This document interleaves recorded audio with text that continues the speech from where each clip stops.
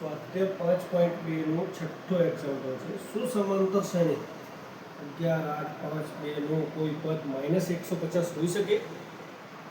સુસમાંતર શ્રેણી 11, 8, 5, 2 નો કોઈ પદ -150 હોઈ શકે?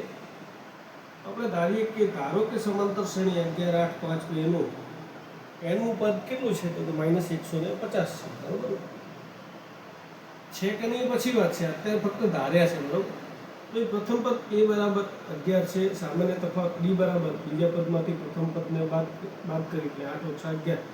8 - 11 એટલે કેટલા મળશે? -3 મળશે, કારણ કે શ્રેણીનો ક્રમ કેવો છે? ઉતરતો ક્રમ છે.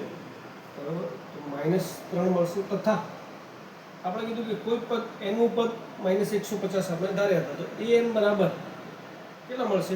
-150. તો હવે સૂત્ર મૂકીશું an બરાબર a + n - 1 * d.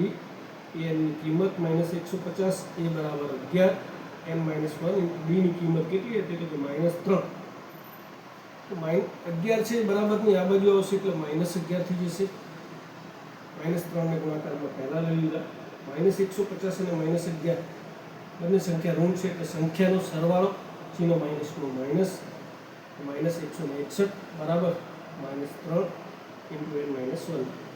-3 નહીં, 161 ના ભાગાકારમાં લઈશું, માઇનસ માઇનસ કેન્સલ થશે એટલે 161/3 મળશે. તો હવે પદોમાં એનું છે એટલે પહેલાં લખીએ, એને બરાબરની એ બાજુ લખીએ, બંનેની અદલા બદલી.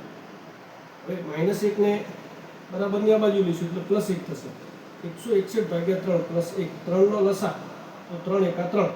બરાબર, તો 161 + 3 તો 164 થશે. બરાબર, ભાગાકારમાં 3 આવશે. 161 + 3 એટલે 164.